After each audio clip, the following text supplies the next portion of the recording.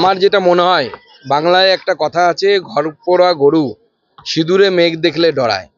বনগাঁ সহ বিস্তীর্ণ এলাকার মানুষ কিন্তু উদ্বাস্তু এলাকা থেকে, মানে উদ্বাস্তু মানুষ, অর্থাৎ বাংলাদেশ থেকে তারা পালিয়ে আসা মানুষ, এবং তারা পালিয়েছিলেন, সোজা কথা সোজাভাবে বলা ভালো, ধর্মের জন্য, ধর্ম বাঁচানোর জন্য, হিন্দু হওয়ার জন্য পালাতে বাধ্য হয়েছিলেন। তো স্বাভাবিকভাবে তাদের কাছ থেকে তারও অ্যাক্টিভনেস আশা করব আমরা। তারা যদি নিজের কষ্টটাকে না বোঝে যে আমরা ওপার থেকে পালিয়ে এসেছিলাম, আবার যদি এই এলাকার ডেমোগ্রাফি চেঞ্জ হয়ে যায়, জনবিন্যাস চেঞ্জ হয়ে যায়, পরিবর্তন হয়ে যায়, হিন্দুরা যদি সংখ্যালঘু হয়ে যায়, তাহলে পরে আবার পালাতে হবে এখান থেকে। সেও তো উদ্বাস্তু, সেও তো ওই পার থেকে লাতিকে এপারে এসেছে, খেদানকে। না না, সে তো সম্ভাবনা থাকেই, আমি অস্বীকার করবো না। যদি ভালো কাজ করে থাকে, আমি ভালো কাজে তাকে আমি বলবো যে ধন্যবাদ ভাই, তুমি ভালো কাজ করেছো। দেশ সবার আগে। ভারত সরকার স্ট্যান্ড ভারত সরকার বলবে, ভারত সরকারের বিদেশ মন্ত্রক একদম অফিসিয়ালি তার মন্তব্য জানাবে, চিন্তার কিছু নেই।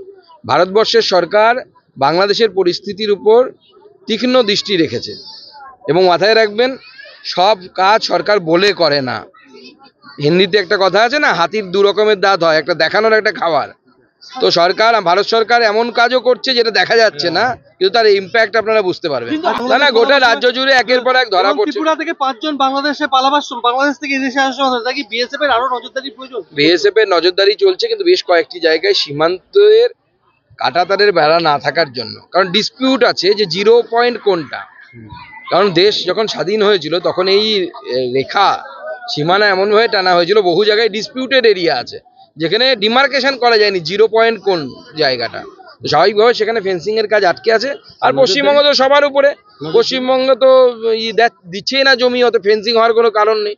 বিএসএফ এর নজরদারি পর্যাপ্ত পরিমাণে আছে, কেন্দ্র থেকে বিশেষভাবে নির্দেশ এসেছে নজরদারি চালানোর জন্য, এবং সেই জন্য ধরাও পড়ছে। 2017 সালে মধ্যমগ্রাম থেকে নকল আধার কার্ড তৈরি করে বাংলাদেশি এখানে বসবাস করছিল, এবং সেখানে আজকে পাঁচটির থানা তাকে ধরেছে। 2017 7 বছর ধরে এখানে গা ঢাকা দিয়েছিল। তাহলে কি বলছেন, নজরদারির অভাব? না না, পুলিশের নজরদারি নেই কিছু।